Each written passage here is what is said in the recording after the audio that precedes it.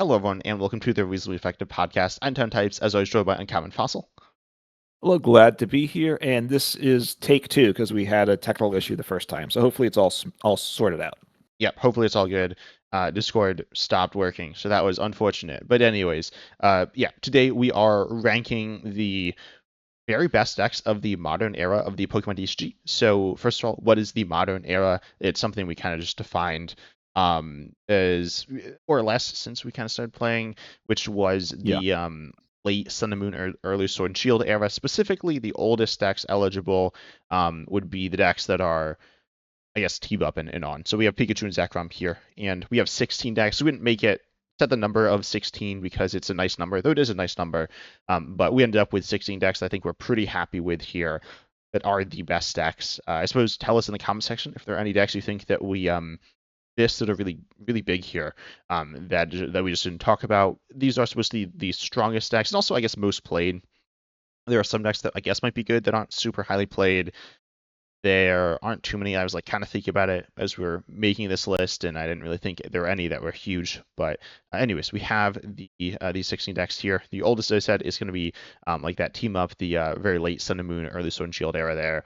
And we're also taking a look at their whole time in standard, each deck here. Again, just standard. That matters for Regidrago. That's very good and expanded. So we're not taking that into account there. And then we also are going as new as literally the last set, I suppose, with Chaos Rising. Theoretically, a deck from Chaos Rising Right. could have made it. It didn't. But the most recent deck is, well, it's Dragapult, which we'll dive into first. But then, yeah, I think that's about it here. Yeah, I mean, this is also aligns with the played out limitless era, right?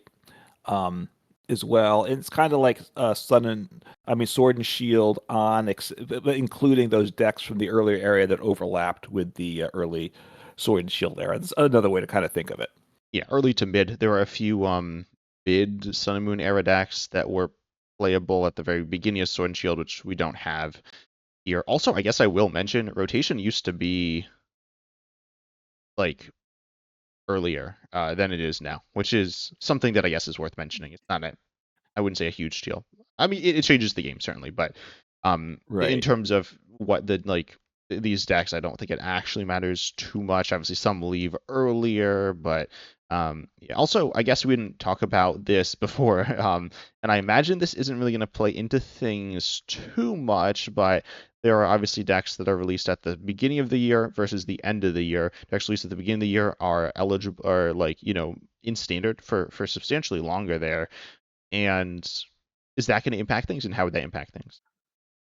Right, because to me, there's two criteria. One is how good was the deck at, particularly at its best, and then also how good was the deck? Like, how long was it a good deck? I mean, maybe not necessarily the best deck. Obviously, if it was the best deck for a long time, then that's even better. But how long was it just a very good deck is part of it. And obviously, then decks that like had more time for the rotated get a boost for that, whereas decks that rotated sooner do get hurt by that. And I think it comes into play some, but it's not the biggest factor. Okay, that's kind of what I was thinking as well there. That makes sense. And I guess we'll go over the tiers as well. We got GOAT tier, we got Yep. Elite tier here, we got Great Ball tier, which is the middle tier, and Live, which you said we should do the tiers based on Live. And Yeah. I think it's kind of funny. One, people don't really, I feel like they don't know them that well. And two, like what is a Quick Ball like your deck? Yeah. What's Anyways, it mean? but then we have, or that's B tier as well, Great Ball. And then we have Good Enough, it's good enough, which I think good enough, the term gets slandered, and is good enough, it's in the name. And then mid tier at the bottom there. And as I said, we'll start with Dragapult EX here. Dragapult EX, obviously currently the best deck in the game, been the best deck in the game since rotation, and a bit before that as well. It's been pretty good since it's come out. I guess I'll also read what Dragapult EX does. If you're somehow not familiar with it, what it does Yep. is Phantom Dive for Fire, Psychic here. You do 200, put 6 damage counters on your opponent's bench by going in any way you like there. And you have the powerful Dracloak as well. You're a stage 2 True Prizer, and we'll be reading some more of the older cards, I imagine. I'm not going to be going over all the cards in all the decks, obviously, but we'll be talking about some of the important things and more so the vibes of the deck here. But Dragapult EX is a slower deck, but not in a bad way. It's able to, kind of take control over the game. And it's not like horribly slow. If you give it time, things will go badly for you. If you don't give it time, things still might go badly for you. It kind of depends, but obviously very good post rotation in the current format. Obviously, it still has time because it is in standard, so we have a good chunk more months of this deck in standard, which I'm sure a lot of people aren't super stoked about. But yeah, definitely a very good deck. Yeah, what it's unusual for a stage two deck that it doesn't necessarily play rare candies, right? Like the quote typical list that Limitless gives us doesn't show any rare candies. I don't know.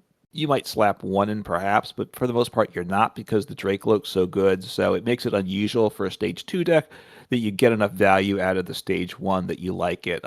It does benefit now, like from Badu, which has been around a long time with it, and even like Unfair Stamp, just disruption, because you need a little bit to get going. What it's got for it, I mean, it's very good now. It's been a very good deck since it's been out. Not going to hit a ton of statistics, but looking at like how often these decks were like amongst the most played decks in played out Limitless, based on per set that came out. There's three decks that were been played a lot, which to me is a benefit. This is the second most played deck. In that there's been 13 expansions when it's been in the really highly played area.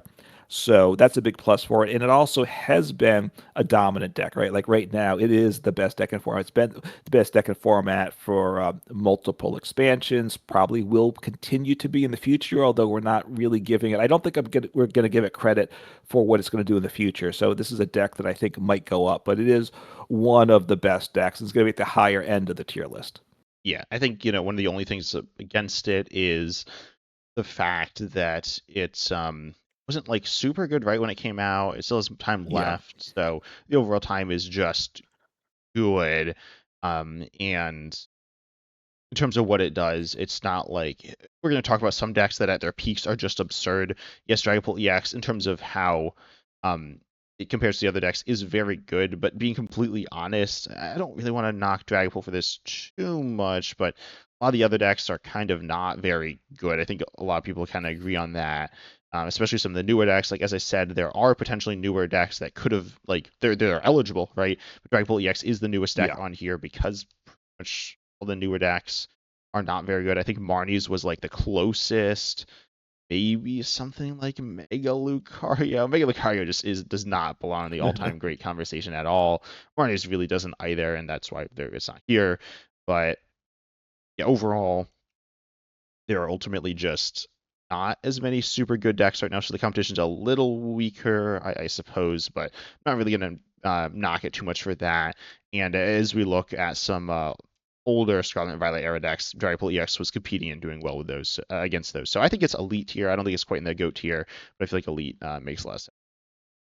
Yeah, I'm with you on that. Yeah, the one weakness to Dragapult, I mean, stage two, it does hinder it a bit, but also it doesn't one-shot things, right? That's probably the biggest thing. It relies on things to get extra damage moved around or placed around to one shot. So that makes it tough to be a GOAT if you're not reliably one-shotting Yeah, and other also Pokemon. reliably one-shotting after you set up a lot. Like it's kind of slow and not Yeah.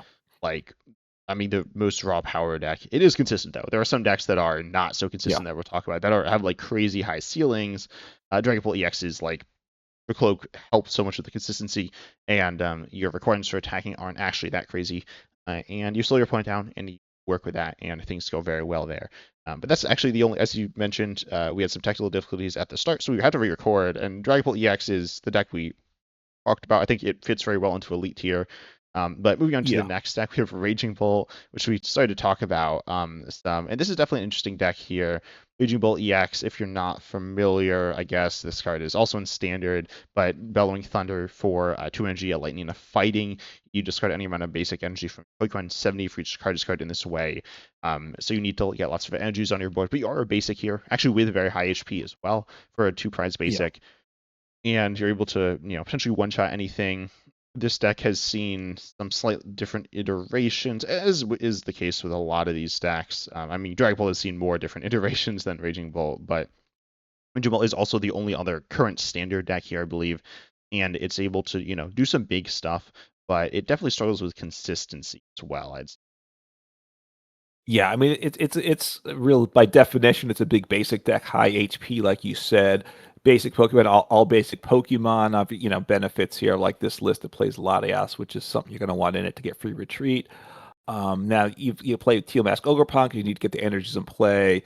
We had the Professor Sada's Vitality before to help it power it up when it was a better deck with that in format, but it's still um, it's still a solid deck now, which I give it credit for. It's not at its peak, but it still shows its quality that even with losing a key piece, it's still a good deck.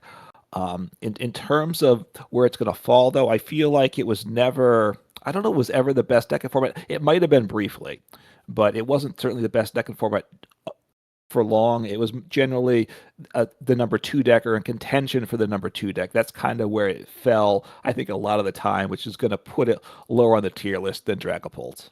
Yeah. Also, and you mentioned this earlier, before Teal Mask EX came out, that Raging Bolt EX was pretty terrible. Not really Yeah. played at all. Forgotten by me in taking a look at this deck here, which is definitely. Right. I mean, I was saying Dragapult wasn't super good before like Stellar Crown. I think it flourished a little more with Sparkling Crystal. You got then Crispin. You have we later got like Badoo and Dusclops and things like that. So there are a bunch of cards that really help this out. But and honestly, like literally in the next set, there's more stuff that helps out Dragapult as well. So Dragapult just like keeps getting better and better. Raging Bolt though has like when it started, it was like legitimately not good. So probably one of the worst decks. If you're looking at it of like all the iterations of all the decks on here, it was pretty terrible. I would say it probably goes in. It's one of the bottom two, right? I feel like. Yeah, I think it has to be because I think it came out before Dragapult. I'm pretty certain, right? Yeah. And in time, Dragapult's been played one of the most played decks 13 times. Raging Bolt's been played one of the most played decks 6 times, and I think that shows. It just wasn't a good deck early on. So yeah, I think it's either mid or good enough. I'd say let's put it in good enough for now, the second to the bottom, and just kind of see how things shake out as we develop the tier list. Yeah, I'm looking around and I'm trying to think which decks are worse. And I don't know. There might be some that are worse. It's definitely an interesting conversation. But Raging Bolt has been a good All deck right. for most of its time in Standard, so I'm finally good enough here. What deck do you want Okay. to move to next, though, or do you not know? Do you want to keep talking dragon decks going back in time Sure, sounds or good. no? We'll talk about Regidrago then. Yeah, I'm pretty sure. Yeah, so we got Regidrago here. Regidrago V-Star is a V-Star deck. This was predominantly played. Actually, similarly to Raging Bolt, I kind of compare these decks to each other quite a bit because they both use Teal Mask Pontiacs and were good with Teal Mask Pontiacs. Obviously, Regidrago V-Star is not standard legal. So the fact that Regidrago was only good with Twilight Masquerade and on certainly shows that it's, not Yeah. going to be the most highly played deck of these here, but it was very good copying stuff like Dragapult EX. Actually, Regidrago V-Star outshined Dragapult for a little while. And then it rotated. Yeah. But it was good there. And then we also see that it has like lots of different options. It's a versatile deck.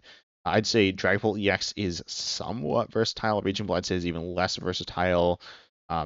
They're both not very versatile. And this deck, Regidrago here, is versatile. It's relatively powerful as well in terms of, I mean, Kyurem, I like legitimately forgot about Kyurem, even though I played against it the other day in a Slowking deck, which went badly for me. They actually set up. But Slowking certainly is not Regidrago. It's like, Slowking has like the same upside as Regidrago, except it sets up a lot worse. Regidrago can definitely struggle to set up some, though. It's a 3 energy attack and essentially stage 1 here.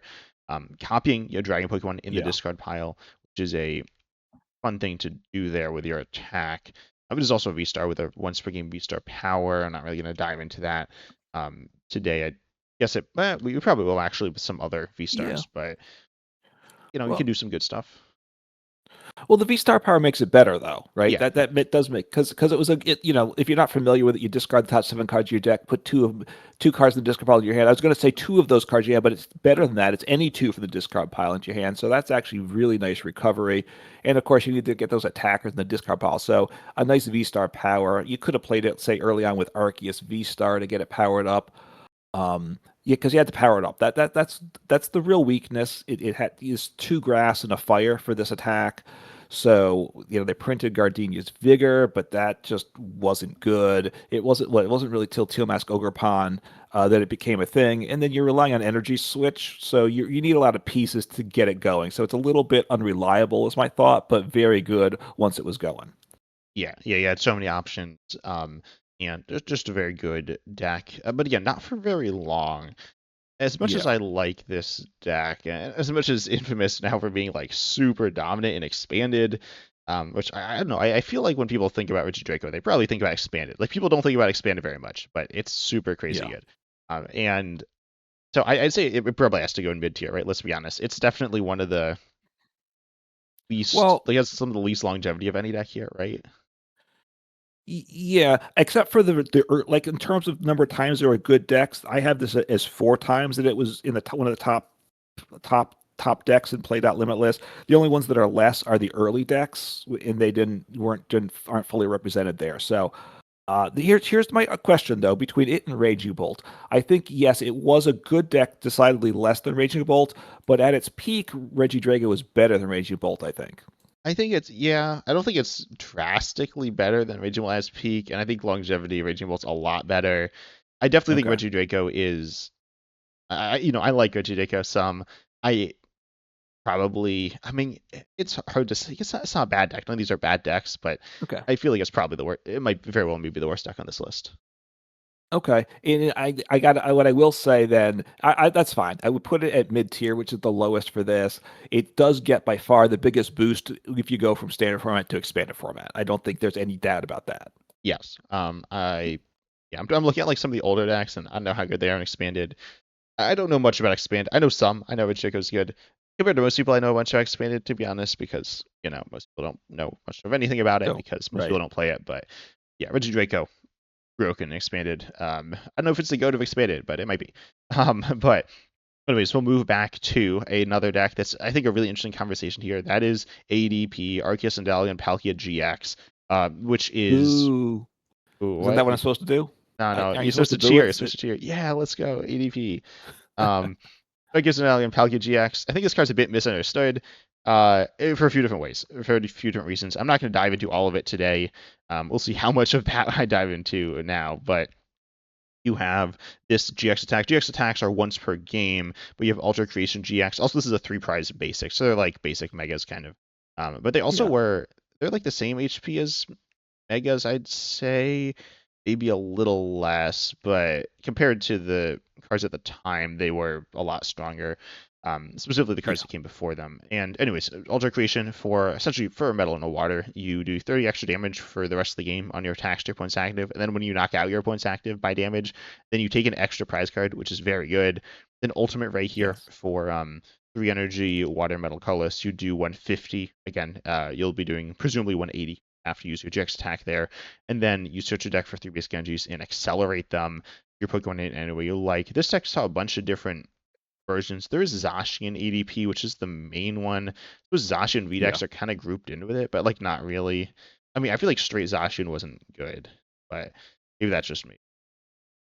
Yeah, I mean, straight Zacian was what you wanted to play after ADP rotated, and my personal favorite over this was Luke Metal, which wasn't as good as ADP. I get, I just like Luke Metal more, and that's not going to be in the list. So unfortunately, because it's just not at that level. But yeah, you were trying to play Zacian as post after those cards rotated, and it just that was not as good. One thing is ADP Zacian ADP actually appears four times in Play Out Limitless, the same as Regidrago V Star, and of course our ADP was around before Play Out Limitless was showing stats, and this is only in the Zacian build, and ADP could do things besides Zacian, although it did get a huge leap up right when Zacian came out. Yeah, there was ADP Birds or something. There was LDO, and there I think was the Bird Trio, which is I guess there was two different Bird Trio ADP decks I think.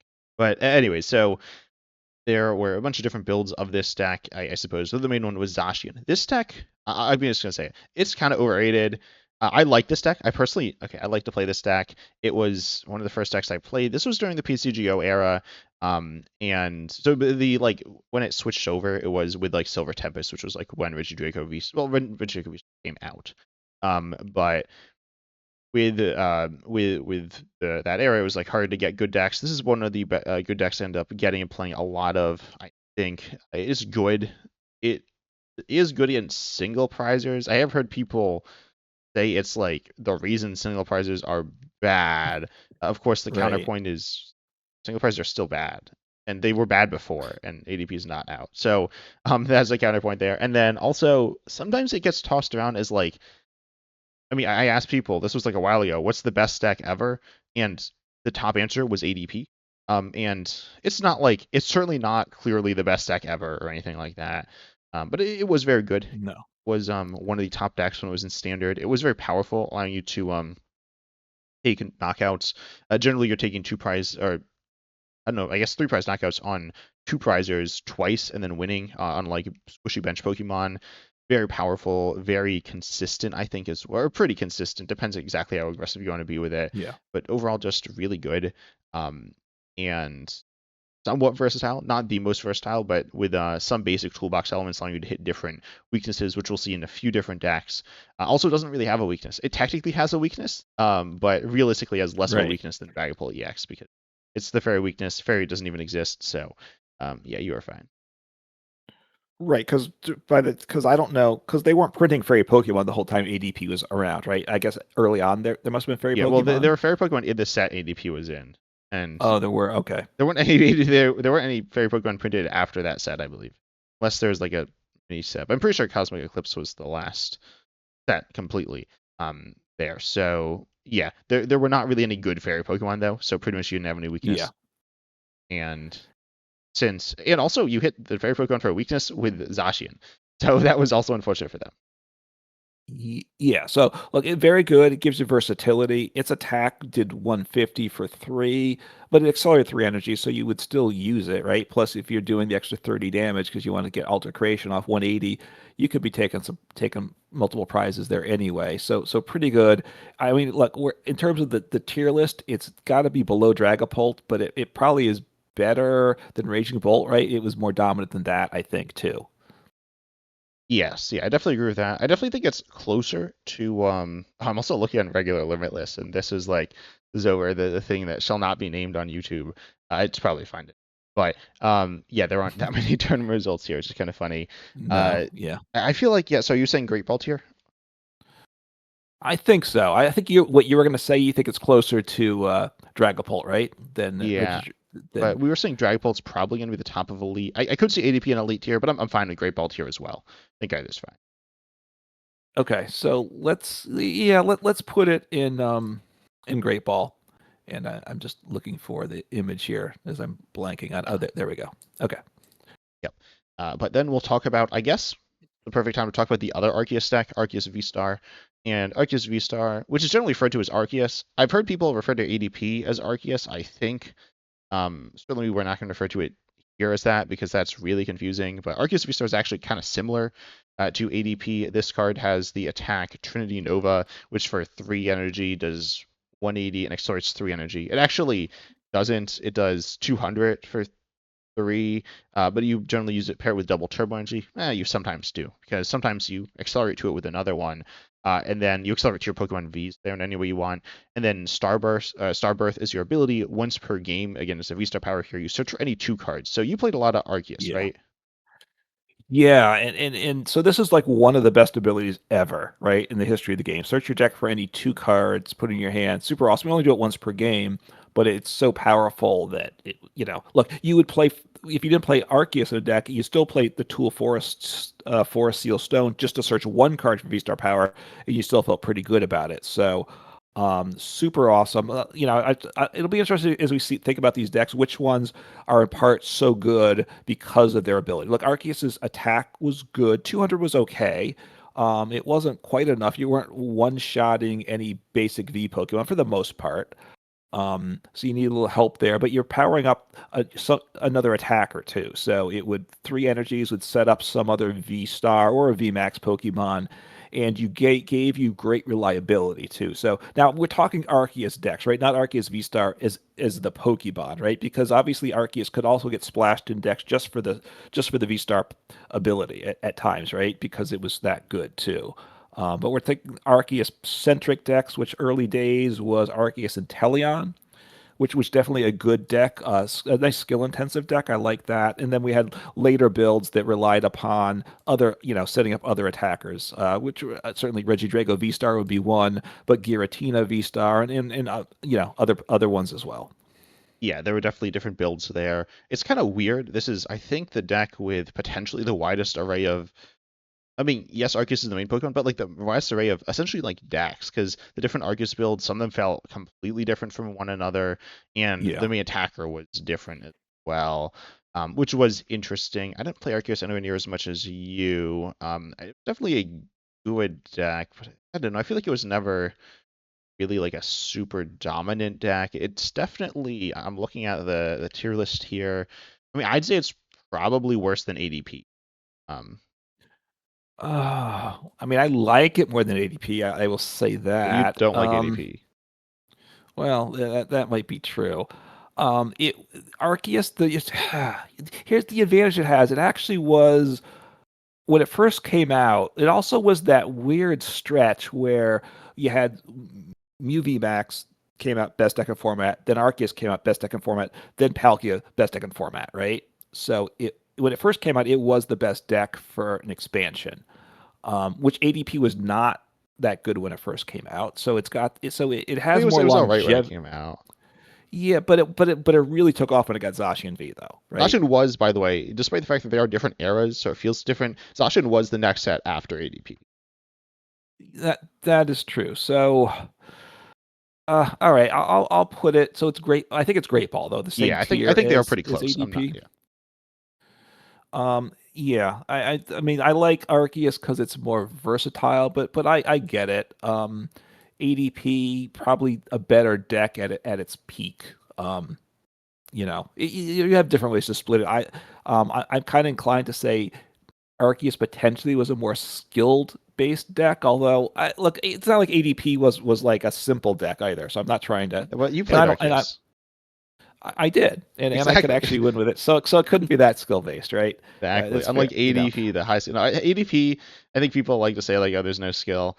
Um, there's actually, I don't know, one thing that I do like about actually both of them. I will say, this I guess my defense of ADP. There are like so many different builds of both of these decks, which you can really Yeah. express yourself with your deck building and stuff, and do some really fun stuff. Um, Arceus V-Star had, I'd say, a bit more of that, though ADP could actually accelerate to like single prizers as well. So obviously ADP is the reason why single prizes are so good and stuff, or something like Yeah. that. I, Um, I, no, I think that they're fun, both in Great Ball. I'm good with it there. I gotta say, at the moment, I feel a little sad about where we are because I wish we had decks like Arceus and even ADP, right, with a little more versatility than just being smacked by Dragapult all day long. I mean, Dragon Ball has versatility as well with its engine, Yeah. and you have different like builds of it as well and stuff.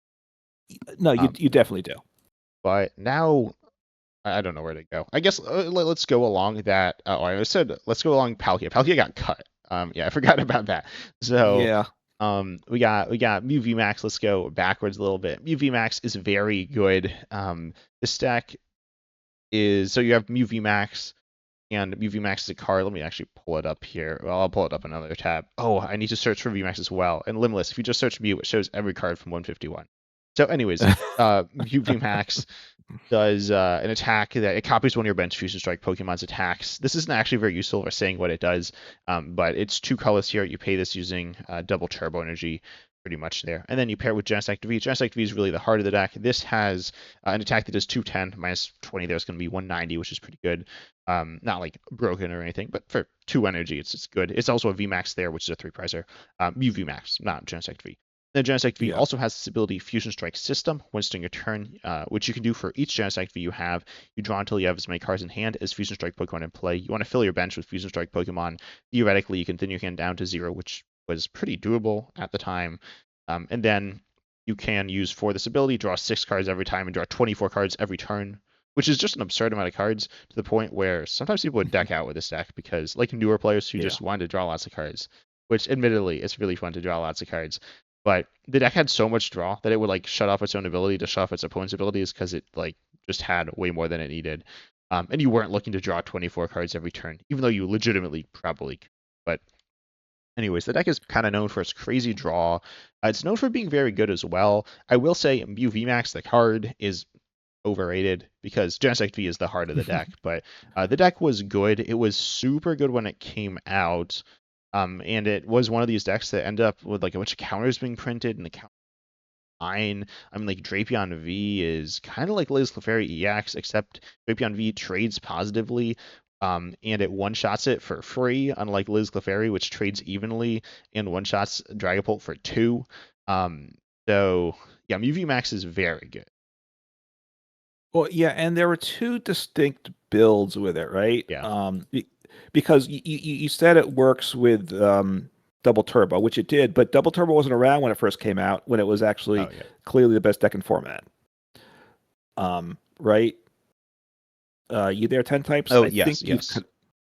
It was not yeah. right. You had the special energy, and you had something that supported the accelerated energies, right? If I believe. Yeah. Wait, sorry. What? Oh yeah, yeah. The support that's accelerate that special. Yeah. So yes, double turbo, but at its best day, it was pre-double turbo energy. Then when double turbo came out, it picked back up again. And yeah, the deck is really Mew Genesect, right? Genesect V is actually the more important card. You got to play Forest Seal Stone because you had a V but no V star power, so that was good. And because the way Genesect V drew, you'd play items that were kind of like you wouldn't play any other deck. Say like Chromatic, which I believe came out in the same set as Mew VMAX. You'd flip a coin, and it was good when you hit heads. You got a card. But if tails, you got nothing. So generally, you wouldn't play it in decks. But you're like, hey, it's an item. I can just get rid of it. If even if I hit tails, I just draw an extra card with Genesect V. So kind of a weird dynamic there. And yeah, a very good deck. Was a good deck for a long time. Yeah, I mean, I think it's better than Arceus, probably. I mean, it was. I'm not sure. What do you think? What are your thoughts on it? I mean, I think it might be. I hate to say this. I think it might be in the top tier. Um, You think GOAT tier? I don't want to put it in GOAT tier.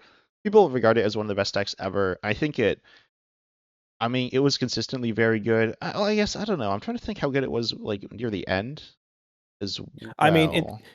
so it was Oh, out during the whole played out Limitless era. So what I'll say, just stat wise, it appeared 8 times with the like being played 5% or more times. A deck like Dragapult was played 13 times. So it's tied for 8 times is the same as Arceus V Star. So it fell off there too. It wasn't yeah. always a Oh, top deck. I do want to say one thing regarding that. I want to double check if this is first. So play Limitless actually slightly the way it worked by adding in the mini expansions. So for the newer Okay. decks, they will have more Hmm. possible times to get that. Also, Mewtwo Max did come out a bit like late in the year, which I don't know. I feel like I shouldn't dock it for. Maybe I should dock it for. I don't know. But Yeah, yeah, it was the last set, right? The last full set at yeah, least for before rotation. or And at the Arceus end of was the the year, not before first. rotation. They changed. I actually So sorry, yeah, so I don't remember what rotation was. So anyway, in terms of play, let's assume for a second it was played dominantly about the same as Arceus Star. It might have been more than that, but Arceus was almost around for a year more. So therefore, I give that edge to Mugenisect, right? It was better. It was more dominant when it was around. So, you want it to be? Is it better than Dragapult? That's where I'm not so certain. Yeah, I think when all's said and done, Dragapult will definitely be better. And to be honest, that's Okay. not that much longer. I mean, it's kind of a while longer when we're playing in it. But in terms of sets, Right. it's our sets. I mean, Dragapult wasn't like also hasn't been it hasn't been good the whole time. Mew's been good most of its time, and I think its dominance a bit more, but also some weaknesses. It could yeah, I'm trying to think. Like, it could get hit by Path of the Peak legitimately and then just kind of stop working. It could get hit by some of the counters, which could be really legitimately rough for it. A Drapion V, I was Yeah. saying, was more of a counter and legitimately like did really hurt the deck. It could deal with one, but it wasn't super happy to see it.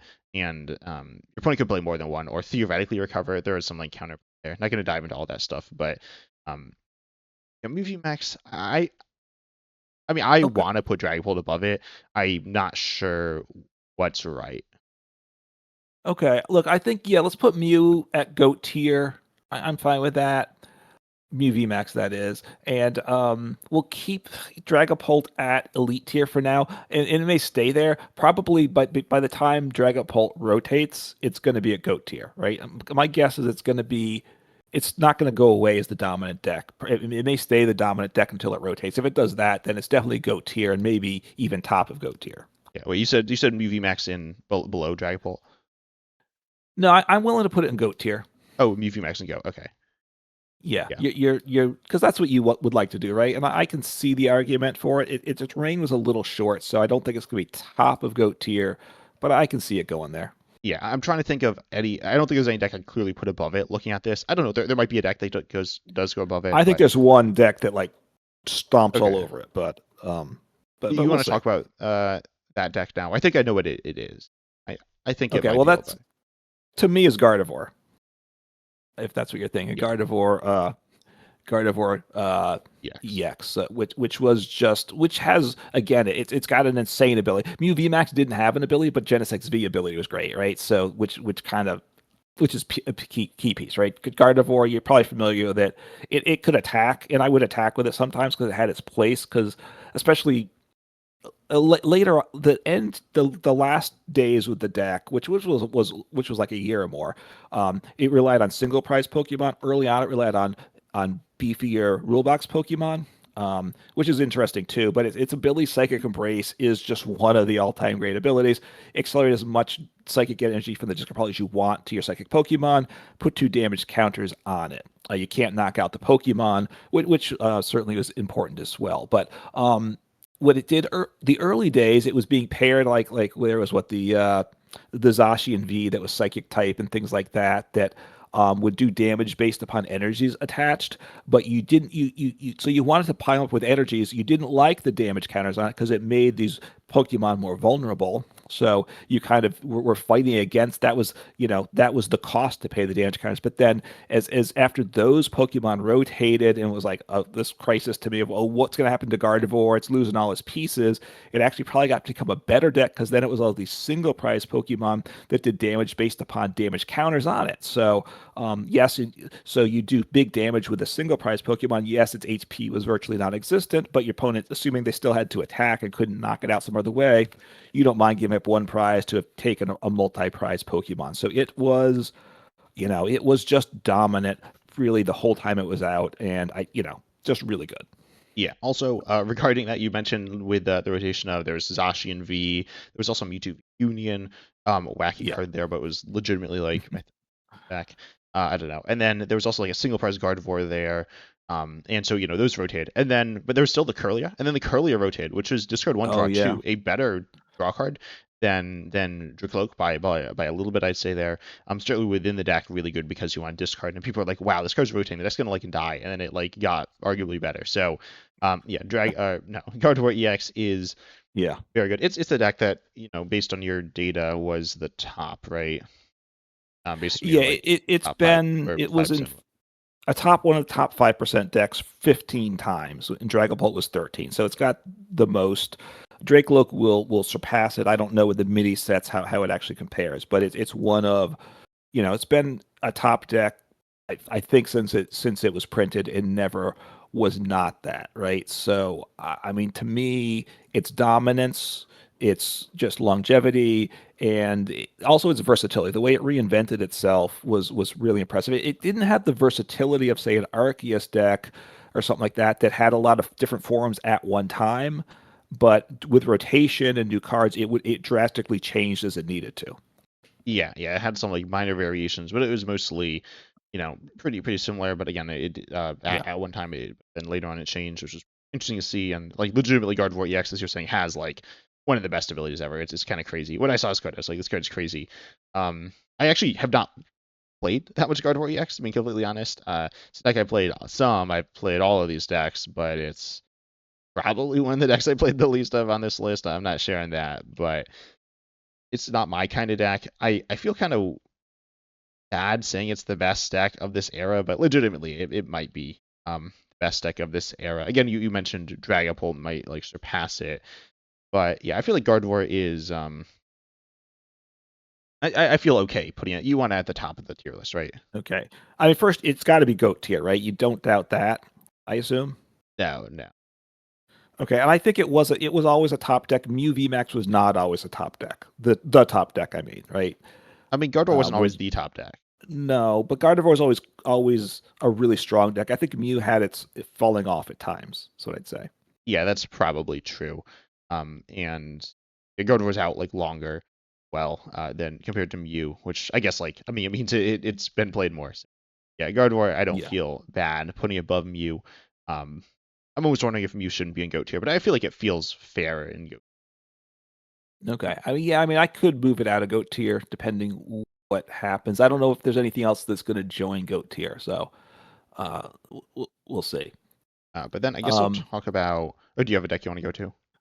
I was wondering if you want to hit the VMAX decks now, and just finish Um, those off, or you want to do something else. sure. Yeah, I'm fine with that. So let's talk.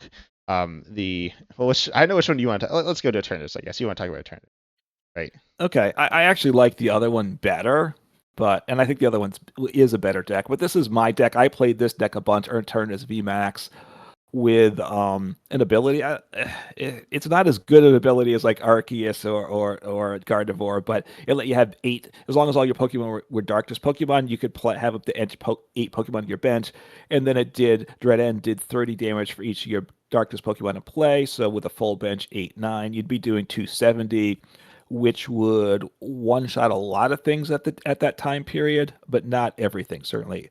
Well, it wouldn't one shot V maxes, but it would one shot all the Vs, and it could one shot some of the tag teams as well. Correct? Yeah, one shotted. Honestly, pretty much all the tag teams. Some of it was like 10 short on, but you had like Galarian Right. Zigzagoon as well, which you could do to just do 10. Which Yeah. I mean I enjoy that card. So yeah, it was very strong. It was like just a raw power deck. Um, yeah, it just like was one Yeah. shot in tag teams like Pikarom and stuff. And in some sense, it played a lot like a big basic deck, even though it was an evolution deck. Just because like the downside, it took 2 energy, and there wasn't energy acceleration, so that was a real weakness with the deck. Although the V had an attack if you went second that you could accelerate energy with it, so you would rely on that. But it had really good pieces. It had Crobat V, another Darkest Pokemon, drew out to have 6 cards in hand on play. It had, like you said, Galarian Zigzagoon that put a damage counter, 1 damage counter on opponent's Pokemon that was important. So it had good pieces. I trying to remember. I forget what the other good Darkness Pokemon were early days. Then I think it later was mostly on, Crobat. There was like Hoopa and like Glenn Weezing, yeah. like fine. Yeah, some other attackers. I mean, Galarian Weezing came along later, right? I believe, and It that was kind of helped. No, I or guess it the was coughing was a little. okay. The coughing with the Ascension that made the wheezing a lot better. So, for ability shut down. And then later on, we got the dark patch, which then gave you some ability to power up later in the game. So, but the early Eternus builds didn't have the wheezing. The later ones did. It kind of got a kick up when that coughing when the new coughing came out with Ascension. So Eternus was, I would say, when it was printed, it was the best deck. I think it immediately fell off the next set. The next set had a Two counter sets. to it. 2 sets. The So, next set was Vivid Voltage. which is one of the worst sets ever, right? Yeah, So, I mean it's the, had some good cards. It did have a counter in Colossal VMAX. Yeah. just unfortunately that wasn't good. No. But yeah, it wasn't. Yeah, look, Vivid Voltage Oh, actually, wasn't sorry. I terrible. have something to say regarding this. Go So ahead. Colossal VMAX, we didn't actually talk about this at all in our criteria. So Colossal VMAX is actually good in Japan. Japan used to have different formats. Like Mm, rotation was later in Japan. The sets came out right. earlier. So like Colossal VMAX was actually good. I don't think this actually impacted Eternus really, but Colossal VMAX was legitimately very good in Japan, or pretty good. I don't know exactly how good. I assume we're just like ignoring all that because we don't really know anything about that, and it's not a huge deal, but figured I'd mention that. Okay, right. Because rotation it's Well, rotation is basically the same. Their sets come out at a different time, and there's a few cards that are different, but things used to be much more different in the past. So, um, yeah, we're not going to worry about the Japanese standard format to the extent it was different than the international standard format. So, um, yeah, Eternus was good. It was good short for a short period of time. It came back, but then ultimately there were better options, and being a three prize Pokemon, once its weaknesses became exposed, became a real problem, I would say. So, it's not going to be as high up on the tier list as I would like it, honestly. I think it might be like under the good enough tier. I don't know what you think about it. Yeah, no, that's where I was thinking. Probably worse than Raging Bolt. Yeah, I'd say it's like a little worse than Raging Bolt, probably. Close though. Yeah, I think Raging Bolt was a better deck for longer. I mean, also because of the world dynamics in the world, Eternus didn't get a lot of IRL play, so that which probably hurts it in this ranking some, just because it didn't get a chance to shine in the big tournaments that much. But I do think Eternus, it was weaker. It was a stage two. It was, three prizes. So, I think Raging Bolt would probably be the better deck, honestly. So, another one's near the top of this list, but I think, yeah, right now it's the bottom of the good enough, the second to the lowest tier. Yeah. Then we got the other VMAX deck, which is Rapstrike Urshifu VMAX. This is a deck that I played some. This deck was pretty interesting with a bunch of different builds over time. There's Rapid Yeah. Strike, there's some Rapid Strike synergies, including the Rapid Strike energy, which is 2 energies. For this, it's just going to be 2 for the second attack. And it pays this first attack as well. Gale Thrust is 50 feet move from the bench to the active, kind of like Mega Lopunny EX, which is currently like fine, I guess. I don't know. It's kind of fallen off, but it's has it fallen off? I feel like Mega Lopunny has fallen off. I actually want to check on that real quick to see where that deck is. It's not fallen off that much. Deck 10 or 9 now. But it's similar there. And then your second attack here does 120 to 2 your opponent's Pokemon for 3, and you discard the energy as well. Again, this is a 3 riser. It is also weak to Psychic. At this time, there's this weird weakness triangle, and you actually kind of allude to it with Eternus. This hits Eternus for weakness. Certainly if it doesn't one-shot it, but it is still really rough for Eternatus. And overall, Rapstrike Urshifu VMAX had some different builds and partners. It was, the main focus of its deck, or like the decks that was played in for a while, but could certainly be a nice piece in other things as well. I'm trying to think. I mean, there's like the builds with Jirachi and then Inteleon, and you could like play Octillery there, which was just a part of it. And then I know it was playing Sylveon some. I suppose I can like look. Oh, and there's the Inteleon VMAX deck as well, which apparently is most of the stuff here because Yeah. is the stuff. So an Arceus Flying Pikachu Urshifu. Okay. Yeah, there's some weird Yeah. stuff as well. And yeah, I don't if you Metacham V in the deck as well. Oh I don't know yeah, if you mentioned that. classic ban Which card, broken card. yeah, exactly. So therefore the deck's a goat when cards get banned from it, as well as Scoop Up Net, right? So Yeah, all those. That's part of why the play Italian Flapple engine in was. it. Yeah. So it was a good deck in that it was a bit of a versatile deck, I would say, in that it had the 2 attacks, the Gale Thrust that did 150 for 1 energy, a solid amount of damage for 1 energy, but then also Gmax Rapid Flow where you hit 2 Pokemon to 120, so did good numbers, not huge numbers. But so it was a tricky deck to play. I think I played it more than you, and usually with the Intelligent Engine, because that just gave you such consistency to get going. But a lot of the time with the deck, I felt like I was losing, but a bunch of times I would realize at the end, oh wait, I have game this turn. Like all of a sudden I take 4 or 5 prizes, at the last turn. I go, oh, wait, I got the pieces that I need, and boom, I just So it was a weird deck like that. It's a very stressful deck from my playing with it, but a fun deck in its ways too. Where is it going to go in the list? It does get tricky to me. I don't know. Was it ever the best deck? It was. I think question. it was like when it came out, because you're looking at other decks like Eternus VMAX, Pikachu Zekrom, which I hit for weakness, and also I will say it's probably the deck that weakness matters the most. Because there are some decks that were good that hit it for weakness. There were some decks that hit for weakness. There's actually a card Jirachi GX that was out when it came out that turned off its weakness. And then all the best support Pokemon in the game had also hit for weakness.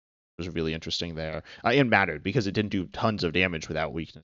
So I'd say it's probably, looking at these decks, it's probably also in good enough tier.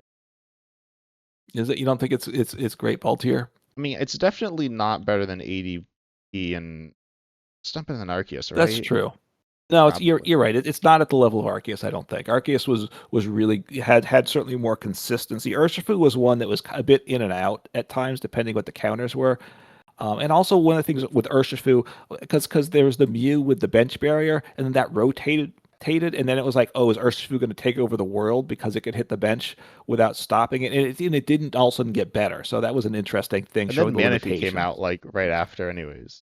It was bench Yeah. barrier again. Right, but during that period when it was free to hit the bench, it all of a sudden didn't jump to the top deck and format, which I thought it might. So yeah, good enough tier. Where do you want it in good enough tier? I'd put it above Raging Bolt and in Eternus there, I think. Okay. Yeah, Then I mean it might Raging Bolt might be better, but that's a opinion. It's definitely better than, and that's fine putting it at the top of good enough tier. yeah, then we got another deck here, which is pretty. I guess actually let's talk Charizard. I think. Okay. Is Charizard the third deck on your list? Yeah, yeah, 11 times. So you have Gardevoir 15, Dragapult 13, Charizard 11, then it drops off to 8. So which is a noticeable gap, right? It's was played a lot. It was, I don't think it was ever that as good as its play rate, but that's, what do you think about it? I mean, it's really good. It's a deck that it's a stage 2, which is like a downside, I suppose. Though there's some very good decks on here. There's stage 2s, obviously, Mhm. and then it takes like it does good damage on its own, and it's essentially free to attack with. And then its HP is high. I mean, I describe it as a raw stats attacker, and the best raw stats attacker in the, like, consistently when I use that term, I did Charizard as the best raw stats attacker in the game because its damage is good. It's essentially free, and it's like HP's high. Mhm. Its weakness isn't too bad. There were times when it was like a little annoying, but to be honest, it wasn't really that bad. And then it also yeah, this like sample deck list, or like the average deck list, and it's like really wacky how all the evolution lines are like kind of strewn all about. But Yeah. yeah, I mean, it just worked well, and it left room for other stuff as well. I mean, it was just a simply good deck. I think it was, yeah, you could do some interesting stuff with like the Dusknoir line there to take really like essentially big one shots on anything, and there wasn't too much your opponent could do about it. And then also there was side deck, but that was later. And then admittedly, Dusknoir was later on into Charizard's lifespan as well, but Charizard was also, just I don't know. I wish I had more analysis, but it's just quite simply good. Yeah, Like very good. no, Charizard's a really good Pokemon. It actually more than self-powering, because it needed Yeah. 2 energies and accelerated 3, so you could use it in a box style deck if you wanted to power up something else. Usually, you didn't want to. You got to play Pidgeot EX because it's a rare candy deck, so Pidgeot EX was so great. If you want to do that, chuck that in, and then you're really good to go. And then when Dusknoir came out, it was good before Dusknoir, but then Dusknoir came out, you got to place damage counters and boost your damage level. So really good there. Oh, I As remember well. the reason I don't like Charizard EX now, or I Go didn't ahead. like it at the time, which is it was one of those decks with 4 Arvins with only one tool with the Force Seal Stone. But and yeah, no, Yes. realistically, the deck is very good. Also, like a card we have in standard Mars Grimstone EX, which is like fine. It's been a fine deck. Charizard EX is essentially an objectively better Mars Grimstone EX. They're not literally the same, but they're pretty similar. Yeah. And Charizard is like a lot better. Yeah, yeah. I forgot about how this deck was. Looking at the Rotom V, and it kind of just takes some turns where you just set up and just say done, use your ability, and then just wait. But you can still win, and if falling behind the prize is okay. So yeah, look, I don't think it's at GOAT tier though. So the question is it elite tier? I'm guessing Yeah, it probably is, right? yeah. I put it below Dragapult, um, even at this point, but it's Yeah, I close to think. Dragapult at this point. Yeah, I mean, Dragapult's been a more dominant deck more times, I think, than Charizard was, even at this point. Yeah, I think it's Oh, close. I think, yeah, I think you're right. I would agree. So, where do you want to go next? Do you want to talk about the one single prize deck we got? No, I don't want to do. let's talk about Okay. also the single price deck's not a single price deck. Let's be Well, honest. But now let's talk about actually the last EX era deck here. I think in okay. Goldengo. Goldengo's a deck I like. I like string cheese and all that stuff. So Goldengo EX, a card that is fun. I guess, and it's a card that you just discard any amount of basic energy from your hand. You do 50 for each card discarded in this way. You can also draw a card or two every turn with this ability there. It is only one metal on stage one. And yeah, I mean, quite simply, it just does lots of damage. It like one-shot stuff. It's Yeah. pretty good. It's a good when it came out. It might have been. I don't know. And like this deck was like It good, was fine to good most of its time. Or all of its time. Yeah, it was a deck people liked and wanted to play and probably played a bunch, but it wasn't getting great results. It was more like the commons man deck rather than the skilled players deck Yeah. early on. And because it had this promise of I like stage one energy attackers because I feel like they set up pretty consistently. The ability is pretty good. Obviously, you draw what 3-4 cards a turn with it. But it didn't quite have the pieces. It came together later and got better over time. So that I would say so. That's where it gets a little tricky with it. Yeah, I mean, not a. It's a recent card, so I don't feel like there's a. We need to say a ton about it. It's been very good. I think it's going to end up lower on the tier list than a lot of people want. I suspect. So we might annoy people with where we put it because I don't think it was a great deck. I think it was a very good deck, and I played it a bunch. You played it a reasonable amount too.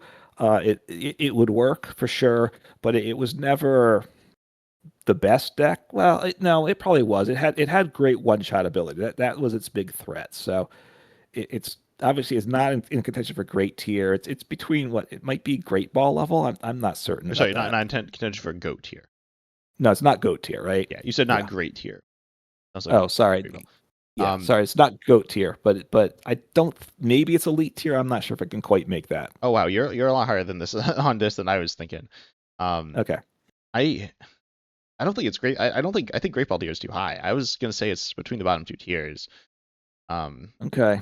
I mean I don't know. It's like I guess it's all right. Yeah, it's definitely better. It's a lot better than Richard Draco.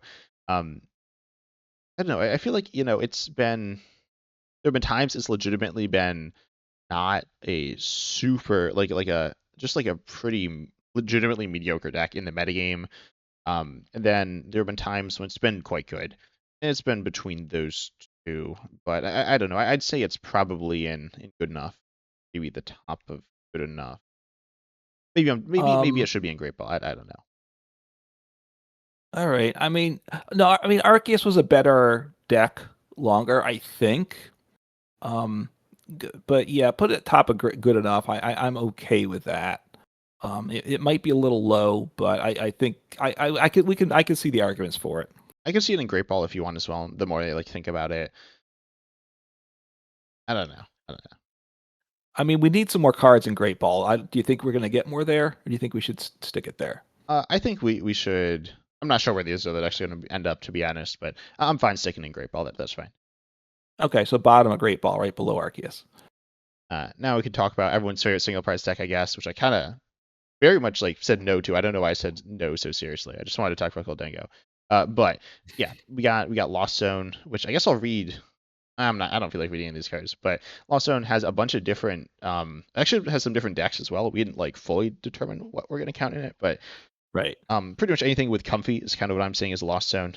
But let me see. You got Lost Zone Box, I guess is the main deck here, which Yeah. this deck focuses around obviously the Lost Zone, which if you're not familiar, the Lost Zone is a mechanic where things just go and like it's like the discard pile, but they can't be recovered.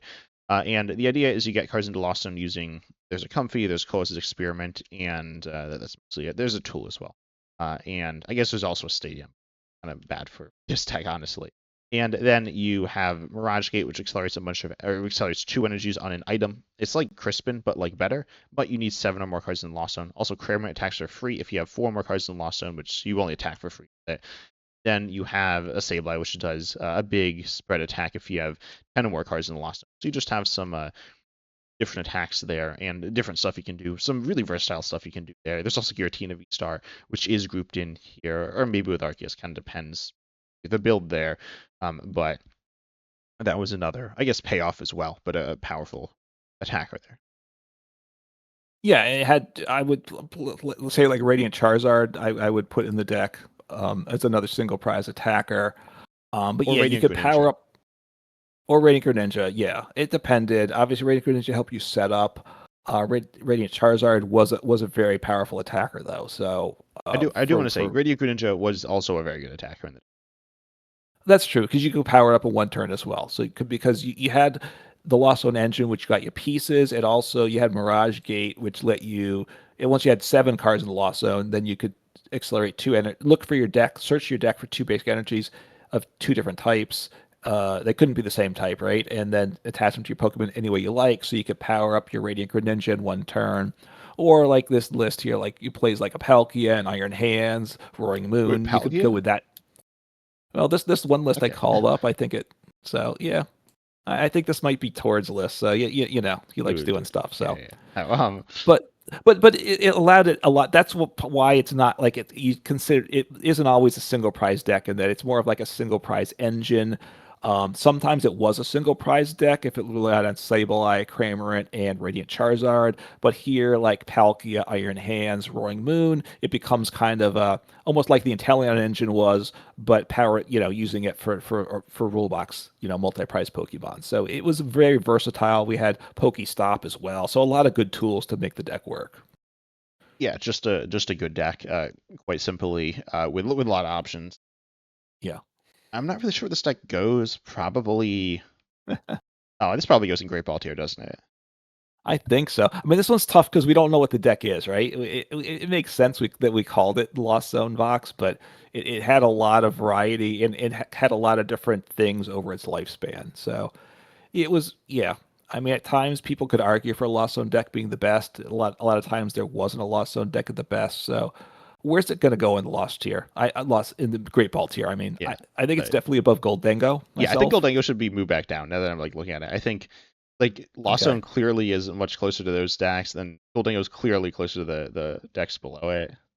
Okay. But I'd say it probably goes.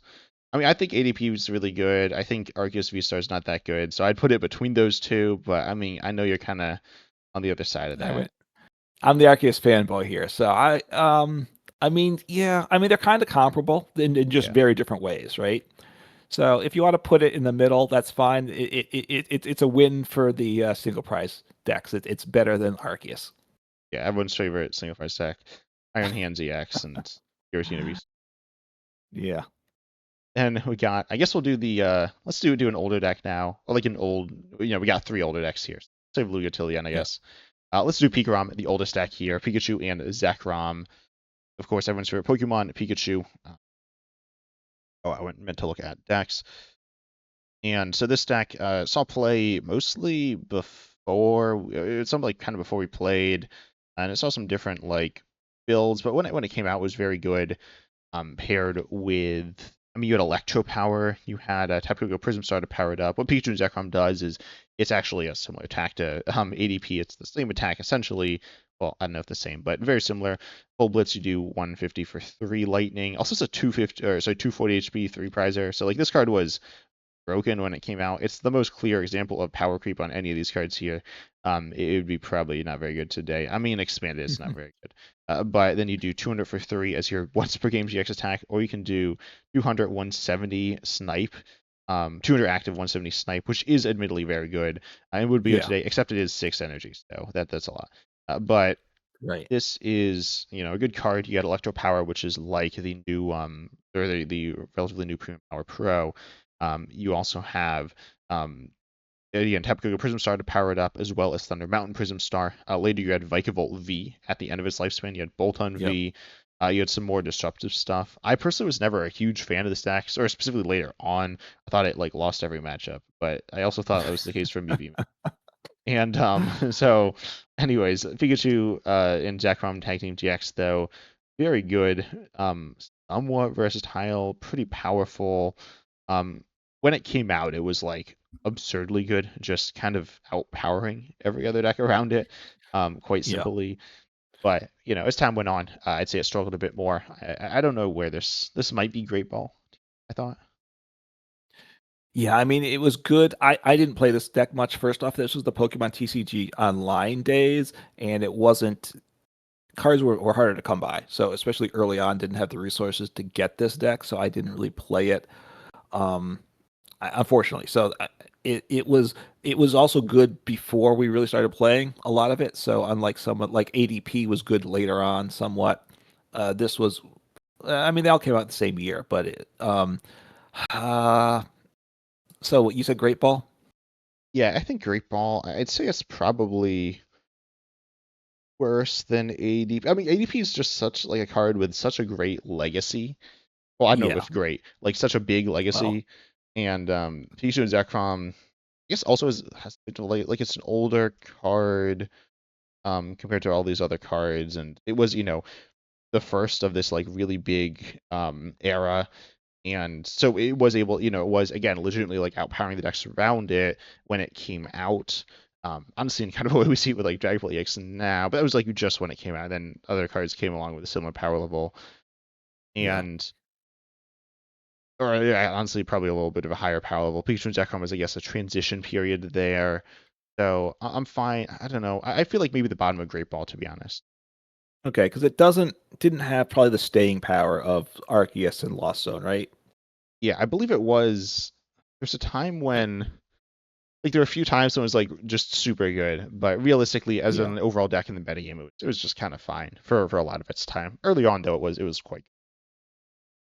Okay. And again, as we spread these things out, we're spreading them out, but all these decks are all very good decks. They wouldn't be under discussion at all. Yeah. Then we got another really fun deck from this era. We have Welder Box. Welder Box is actually not super clear. Also, I'll just say the next two decks here. We have Mewtwo and Mew. So Mewtwo and Mew copies Pokemon in the discard pile. I believe Yeah. Mewtwo and Mew was primarily played with Welder. I'm not super confident on that one. If that's the like what the most played build of it is, but I know one of the big ones was Welder there, which again pretty powerful there. And you copy GX's new disco pile or on your bench. I guess also EXs, but those weren't in standard. You could pair it with well, you could do it with some like psychic stuff. It was either fire or psychic mostly. There were some other builds. There's like a lightning build. There was um Hmm. a a grass build, stuff like that. Yeah. But Yeah. Yeah. I mean, Mewtwo and Mew was versatile. Yeah, obviously you're attacking with Mewtwo and Mew, but a very nice box style deck. The energy was like Regidrago Beast. No, you had to have the energy, not like Regidrago. You had to have the energy to match what you're attacking. So that's why you had to have a type focus for it, energy type, to make it work there. So you played a little more Mewtwo and Mew than I did. I'm the one that played more Welderbox than you, I would say. Um, Welderbox was one that would set up potentially start on turn one with his energy acceleration, doing big damage because it was you got to accelerate two fire energies from your hand when your Pokemon draw three cards. Very good. And potentially, if you're playing with the tag team, which I'm blanking on right yeah, now, restaurant and Charlotte. Reshazard, you're doing what 200 on your first turn, I think, Yeah, and potentially. then 230 your next turn. And if you pulled that off, you would often you've crushed your opponent there right at the start of the game. Although then if you missed on your Welder, well, you just lost the game too. So Welder was a very swingy deck. I think Pikarom was, Mewtwo and Mew was a more stable deck, probably more consistent deck. Yeah, I guess it's definitely interesting being like kind of matchup dependent. Well, I don't know if matchup depends with the right word, but you could like have a lot of tech cards, and lots of different options. It was a really like the definition of a versatile in terms of when you're playing it. It's probably my favorite deck ever. I want to play it some more in expanded, but there are some cards in full expanded that would be cool to add that we don't have in live expanded. But it's still like kind of fun in live expanded, though not super strong, unfortunately. But overall, I don't know. I'm trying to think like they're both good. I feel like Mewtwo and Mew, I guess fell off, but it was also like split between a bunch of different builds. And Yeah. Welder was, I don't know. I guess Welder Box had like different attacking options. I feel like Welder Box is probably, I would say it's worse because like, and you were saying it, and you were the one who played it, and I didn't play. I played it less than you, and like Yeah. playing against it as well, it would just like miss. Um, and its highs were good. We're gonna talk about Lugia in a minute. Lugia's highs were higher, and I guess its lows might have been lower, but like it was absurd when it set up. Welder wasn't as absurd as Lugia. I feel like Mewtwo Mew goes higher than it, and it probably also goes in Great Ball tier, and I'd probably put maybe they both go in. I don't know. Where do you want to put them? Yeah, I mean, now I want to take a point away from Mewtwo and Mew because I looked at the deck list here and I see Gengar and Mimikyu, which just gives me nightmares Yeah, it's looking at really that with good. the horror house GX attack. It was a whole, it would just stop you from developing the game. Much worse than Badoo. You can only do it once per game, but it was a huge swing. So I kind of hate psychic Yeah, decks from you that time can't period play for that guards. reason. But good times for you, right? So I mean, are we talking like good enough tier? You think? For Like both of like them? Well, you think Welder Box is good enough tier? You think Mewtwo and Mew is what, Great Ball tier? Maybe. I'm not sure how. I mean, you played more Welder Box, so I don't know how you'd compare. Like, I feel like I know a lot of like the decks are good enough. You played more than I have. I mean, with Welder Box, like later on, you had with Kramer and V, right? You could take out the Dedennes, snipe those from the bench, so it could do a lot of things. You could play Baby Blacephalon too. Um, so it wasn't, it was a good deck certainly, but it wasn't as good as like Arceus. I don't think, not as consistent, right? That's to me. So that's why I think I put it good enough tier. I might put it top of good enough tier, Welter Box. Okay, yeah, I'm fine with that. Also, what was the deck name? There was a specific name for the deck that was Blacephalon, Grammar, and Reshazard, right? Or was it like just Welder Box? That's a good question. If you know, I can't think of it. There might have been, or maybe that's just what Welter Box was at at that particular time. So if you know, let us know in the comments. Yeah, I know there's a lot of like goofy names for decks at that time. But yeah, Yeah. then I feel like we could just put I'd probably put Mewtwo Mew above Pikarom, below Arceus V-Star. Okay. I think that's yeah. Yeah. No. Yeah. Mewtwo and Mew was more versatile than Pikarom certainly, and it seemed like it kind of came back different forms. Yeah. Then we have the last deck, which is Lugia V-Star, which essentially what it does is it ability puts two Archeops into play when stringing the game. Archeops accelerates special energy, two special energy each, and then with those special energies you can like power up.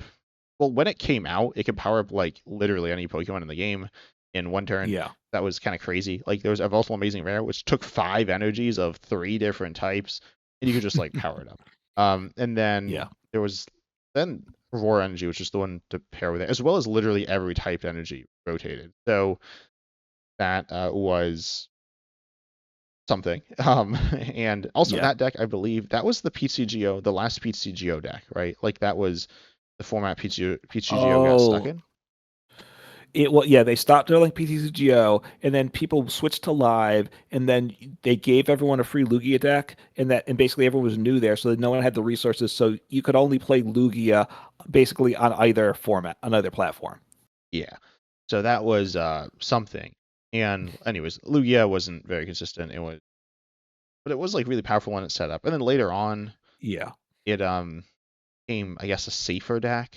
I didn't really play much Lugia in general, to be honest, because I never got to set. But it's a powerful deck, but it's like swingy. As I said, probably the most swingy deck on here.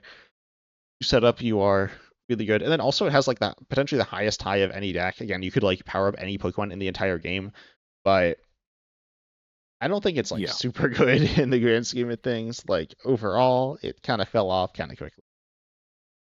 Well, it was the last set for the year, right? Which they did intentionally because it was crazy good. Neither of us were big fans of it because it was really swinging. If you set up, you were amazing, and if not, well, sorry. Because like they played the stadium that you flipped Mesa Goza, right? You flipped a coin, so it relied on things like that. Oh, if you hit heads on Mesa Goza, you're really good. If not, you just you lose the game, which wasn't a good feeling.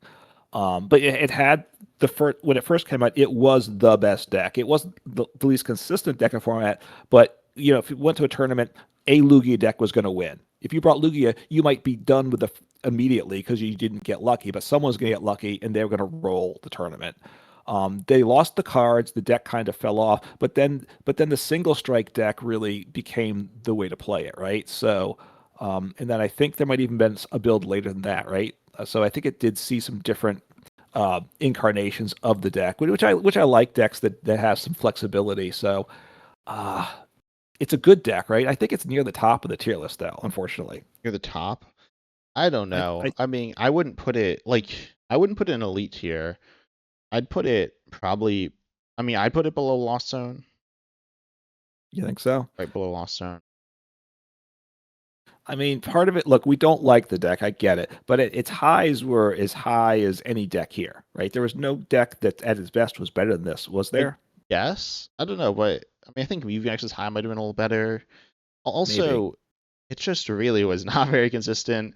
And then also, which just hurt it. And then also its high was really short. Like it was one set. It yes, that's the thing. It was that bright shining star that burned itself out very quickly. So which I was glad for, and I think It's you're not like glad for too. it's like Shadow Rider Calyrex, which isn't on the list. Yeah, well, this was better than that though, right? When it set up, Yeah, I guess. Lugia was just insane. Um, but that's fair. Great ball. Okay, I'm below Lost Zone. So above Arceus, certain Arceus was the more consistent deck for sure for a long period of time. Lugia was the better deck at the peak, but much more less consistent and not as good as often. And Yeah. that's where it gets tricky to measure these things. Yeah, and I'd put it. I could see it on the other side. I guess I don't know. So where do you want to put it? You're not. It's up to you. Do you want it above or below Arceus? I think those are the choices Um, for it. I'd put it above Arceus, I guess. I think it's pretty close. Put it above. All right, I'm good with that. So now we got the definitive tier list. Do you want to give us read it off before we get going? Sure. I'll read it off, especially for the audio listeners here. Going from bottom to top, we got Regidrago in mid tier. It was good, Yeah. but it wasn't good for that long. And then we got the good enough tier, moving from again bottom to top. We got Eternatus VMAX, Raging Bull EX, Grabstrike Urshifu VMAX, Goldingo EX, and Welder Box. All these decks are pretty good, but they were, a little short-lived and weren't like absurdly dominant or anything like that.